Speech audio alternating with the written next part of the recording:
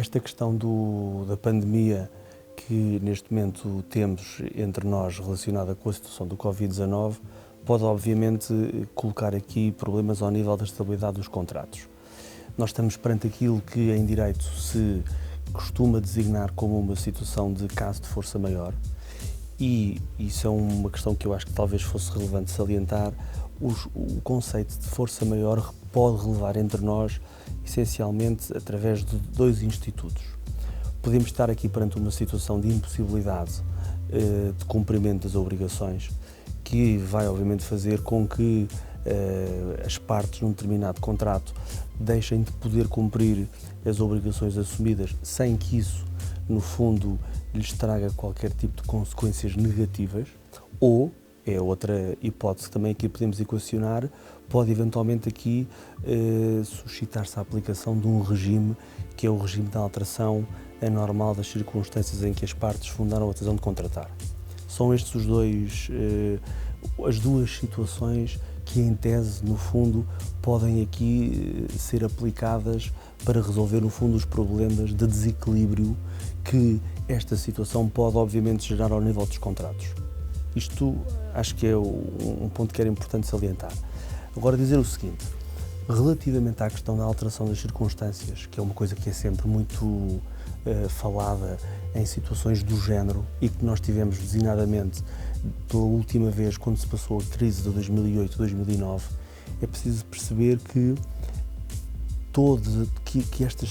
os contratos têm que ser analisados caso a caso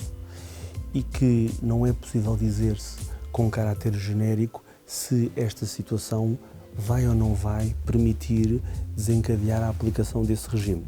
Porque isso vai depender de várias variantes que só podem ser, de facto, analisadas casuisticamente. Saber que contratos é que nós estamos aqui a falar, quais são as respectivas partes contratantes, saber se há ou não há,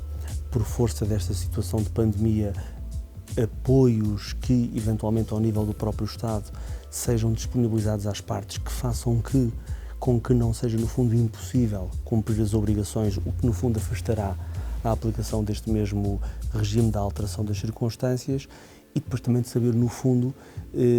que setores em concreto da atividade é que nós estamos a falar, porque este Instituto pode não ser aplicado, não é aplicado universalmente e vai, no fundo, depender sempre do setor específico da atividade económica em que aquelas partes que celebraram aquele contrato se inserem.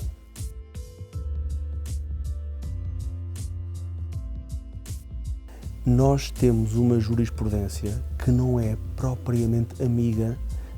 da aplicação deste Instituto. E nós vimos isso muito claramente